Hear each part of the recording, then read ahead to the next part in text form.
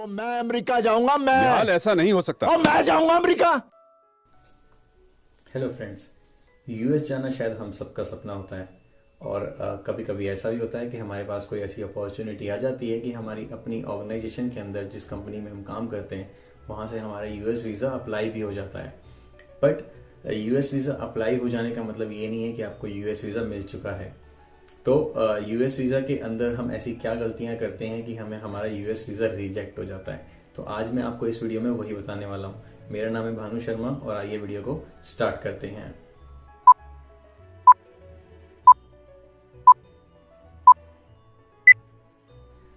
तो US visa interview पे जाने से पहले आपको सबसे पहले कुछ क्वेश्चंस को प्रिपेयर करना होगा कि आप वहाँ पे उसका क्या आंसर करेंगे।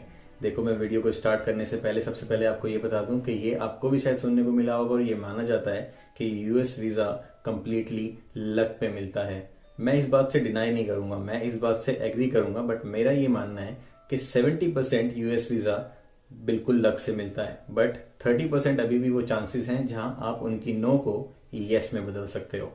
तो मेरा पॉइंट ये है कि क्यों ना हम उस 30% के लिए फाइट करें। हम ये लेके ही क्यों चलें कि शायद मेरा लक ठीक हुआ तो मुझे वो 70% के हिसाब से वो मुझे वीज़ा मिल जाएगा।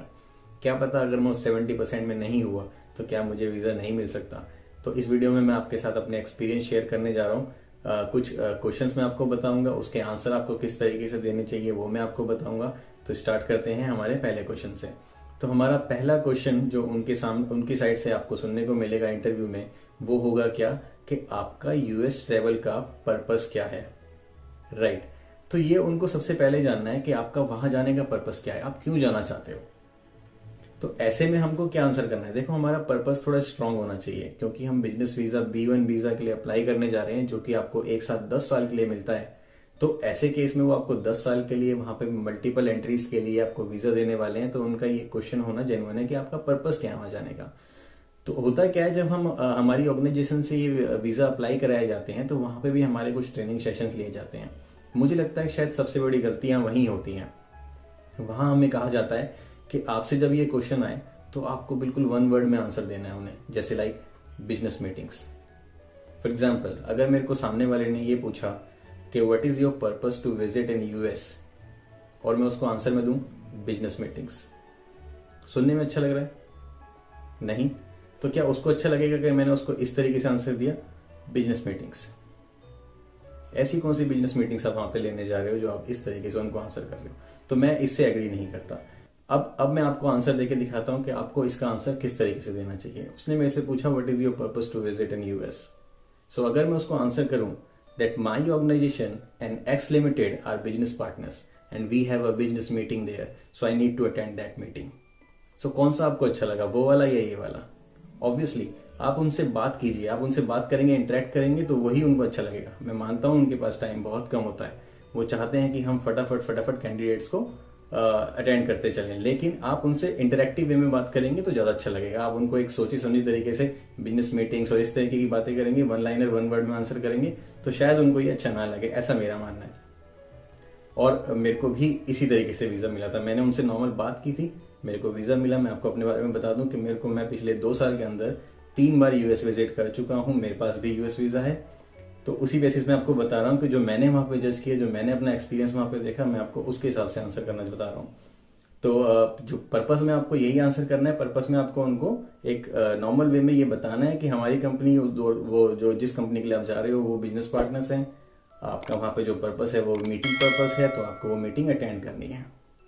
बट अगर आपने जब उनके आगे ये बात रखी तो आपके पास जो सेकंड क्वेश्चन उनकी साइड से आएगा वो ये क्वेश्चन होगा कि व्हाई यू। ऑब्वियसली आपके वहां बिजनेस मीटिंग है, वो बिजनेस पार्टनर है, समझ में आता है। आप ही क्यों जाना चाहते हैं? आपका इतना कोई अच्छा लेवल भी नहीं है। मैं उनकी बात नहीं कर रहा जो सीनियर मैनेजर या एवीपी लेवल पे हैं, शायद उनके आगे ये क्वेश्चन ना आए। बट होता क्या है, हमने अपनी ऑर्गेनाइजेशन में देखा है कि एक एसोसिएट लेवल के किसी भी एसोसिएट लेवल पे भी शायद वीजा अप्लाई करवा दिए जाते हैं यूएस के। एसोसिएट हो, सीनियर एसोसिएट हो, टीम लीडर हो, इस लेवल पे ये क्वेश्चन जरूर आएगा कि व्हाई यू, आपको क्यों जाना है। जैसे मैं आपको अपना एक्सपीरियंस यहाँ पे शेयर करता हूँ, उन्होंने मेरे से यही सेकंड क्वेश्चन पूछा कि व्हाई यू, आपको क्यों जाना है यूएस।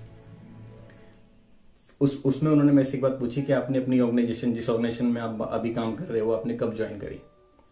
मैंने आंसर किया कि 3 months बैक।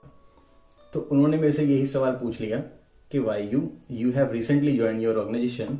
सो ऑब्वियसली अगर आपने अभी अपनी ऑर्गेनाइजेशन ज्वाइन करी है तो पहले आप अपनी ऑर्गेनाइजेशन को समझो, आप दूसरी ऑर्गेनाइजेशन को समझने जा रहे हो, वहां की मीटिंग्स लेने जा रहे हो। तो मैंने इस क्वेश्चन को कैसे हैंडल किया, मैंने उनसे कहा कि मैंने उस ऑर्गेनाइजेशन के लिए एक टूल डेवलप किया है और जो मेरी बिजनेस मीटिंग है वहां पे वो मैं टूल को रिप्रेजेंट करने जा रहा हूं। ठीक है, तो मैंने इस तरीके से उनको आंसर किया कि मैंने टूल डेवलप किया है और मैं टूल प्रेजेंट करने जा रहा हूं। तो सामने से मेरे पास क्या क्वेश्चन आता है, उन्होंने मेरे से पूछा कि ठीक है आपने टूल डेवलप किया है, आप इसको किसी वर्चुअल मोड में किसी मीटिंग के थ्रू आप क्यों शो नहीं कर देते, क्यों प्रेजेंट नहीं कर देते। ठीक है, जेन्युइन आंसर है, हमारे पास काफी ऑप्शंस हैं, स्काइप, जूम, किसी भी तरीके से हम वर्चुअल मीटिंग लेके अपना टूल रिप्रेजेंट कर सकते हैं उनको। उसके लिए हमें जाने की जरूरत क्या है, उसके लिए हमें विजिट क्यों करनी है वहां पे। तो मैंने ऐसे में उनको आंसर किया कि in this meeting there multiple stakeholders are coming, so we have to meet them personally.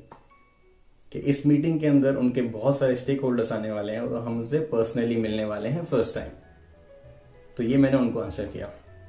उसने कहा ठीक है, अगर वो स्टेक होल्डर से भी मीटिंग है उसको भी आप वर्चुअल कर सकते हो, आप जूम पे मिल सकते हो, स्काइप पे मिल सकते हो, वर्चुअली उनसे मिल लो।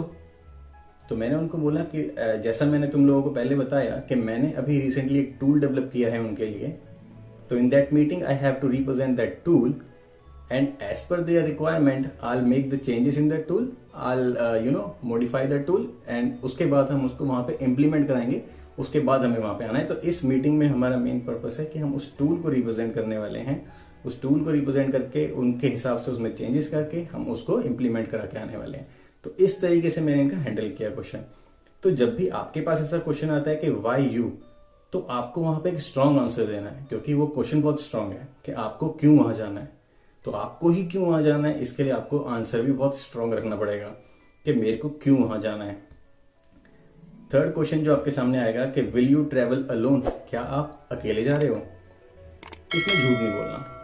नॉर्मली आपको अपनी ऑर्गेनाइजेशन के अंदर जो ट्रेनिंग्स मिलेंगी वहां पे ये कहा जाएगा कि हाँ हम अकेले जा रहे हैं, आपको यही बोलना है, आपको किसी का नाम नहीं बताना कि हमारे साथ टीम जा रही है, ये जा रहा है।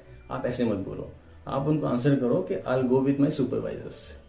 भाई आप अभी इस लेवल पे नहीं हो कि आप इतनी बड़ी मीटिंग्स, इतने बड़े स्टेक होल्डर्स के साथ मीटिंग वगैरह को अकेले हैंडल करो।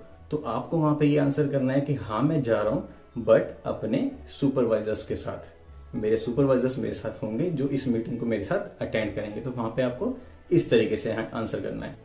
तो अब आपने उनको कन्विंस कर लिया है कि आपको वहां जाने का पर्पस क्या है, आप ही क्यों वहां जा रहे हो, और क्या आप अकेले जा रहे हो या टीम के साथ जा रहे हो। तो इतने आंसर आपने उनको कर दिए हैं, इतने में वो ऑलमोस्ट कन्विंस हो जाएंगे अगर उनको वीजा देना होगा तो। बट इसके बाद भी उनके कई क्वेश्चंस आएंगे जहां पे वो आपको फंसा सकते हैं। जैसे उन्होंने अगला क्वेश्चन आपसे पूछ लिया कि how will you manage your expenses in US, आप अपने एक्सपेंसेस को वहां जाके कैसे मैनेज करोगे।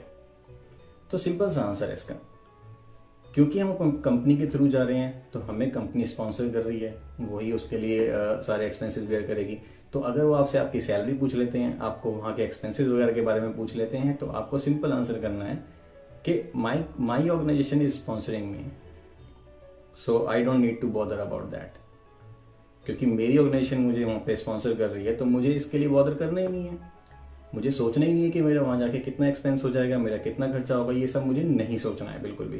तो हमें यही आंसर करना है। अब वो आपसे एक चीज और पूछ सकते हैं, देखो वहां पे उनको आपको वीजा ना देने का उनका जो मेन डर है वो ये है कि यार आप अगर यूएस चले गए तो वापस नहीं आओगे। देखो मैंने पर्सनली वहां जाके देखा है कि वहां पे बहुत इंडियंस, बहुत पाकिस्तानी वहां पे ऑलरेडी हैं, और उसमें से मैं सबके बारे में नहीं कह सकता, लेकिन हाँ मैंने ये ऑब्जर्व किया है कि कुछ ऐसे भी हैं शायद जो इन्हीं तरीकों से, किसी और तरीकों से इनडायरेक्ट वे में वहां पे घुसे लेकिन वापस नहीं आए। तो यही उनका मेन डर है कि आप वहां चले गए तो वापस नहीं आओगे।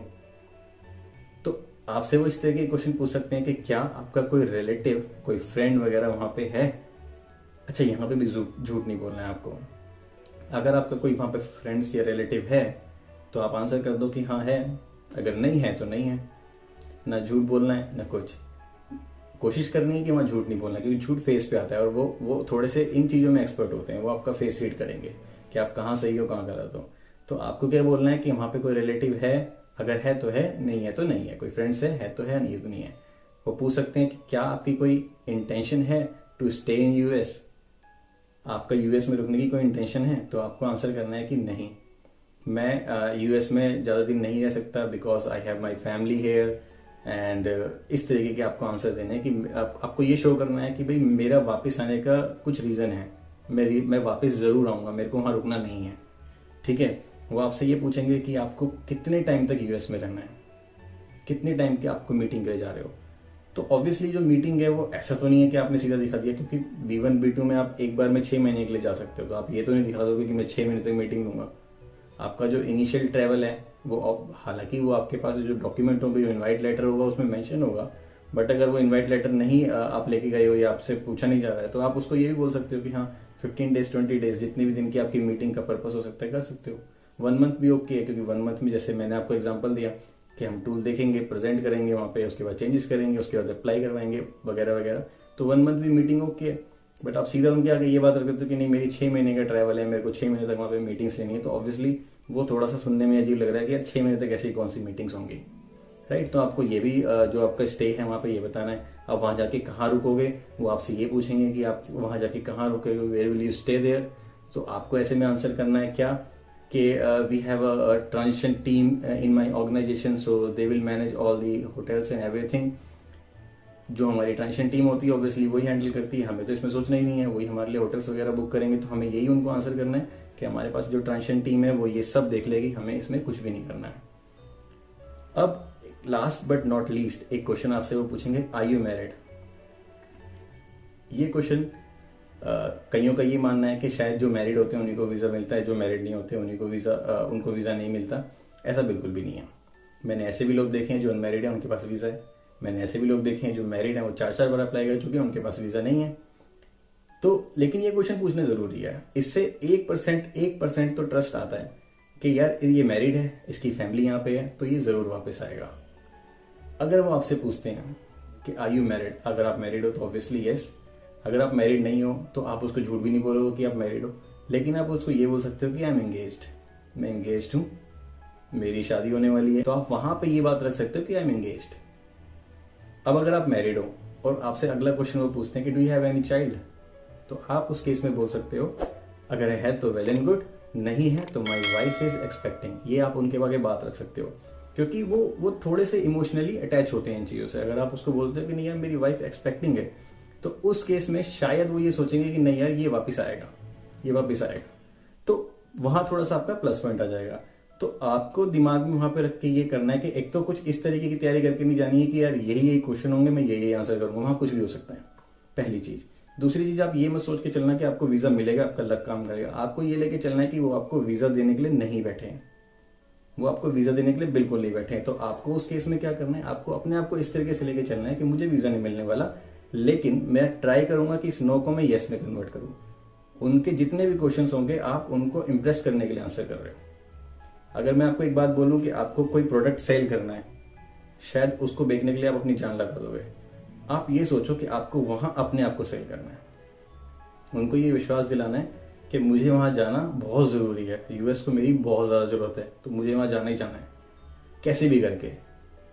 लेकिन आप जो भी बोलो ऐसा नहीं लगना चाहिए आपके फेस से कि आप बना के बोल रहे हो, सोच सोच के बोल रहे हो कि यार ये कहानी बोल देता हूँ चाहिए। इंस्टेंट, जैसे क्वेश्चन आया इंस्टेंट आंसर, जैसे क्वेश्चन आया इंस्टेंट आंसर। आपको बस फटाफट अपने दिमाग को चलाना है, फटाफट उसको आंसर करना है कि वो क्या चाह रहा है, उसकी सिचुएशन उसके क्वेश्चन के हिसाब से अपने आंसर्स को वहीं पे मॉडिफाई करके फटाफट उनके आगे प्रेजेंट करना है। मैंने जो अपना एक्सपीरियंस आपके साथ शेयर किया है, मुझे उम्मीद है कि शायद इससे आपको ज़रूर हेल्प मिलेगी। शायद आप जब अगले इंटरव्यू में जाएंगे और आप मेरी वीडियो देख के जाएंगे तो मुझे उम्मीद है कि शायद कहीं ना कहीं ये वीडियो आपको हेल्प करेगी। अगर ये 1% भी आपको हेल्प करती है तो मेरा पर्पस पूरा हो जाता है। अगर आपको वीडियो पसंद आई हो तो वीडियो को लाइक करें, चैनल को सब्सक्राइब करें और बेल आइकन जरूर दबाएं। Thank you.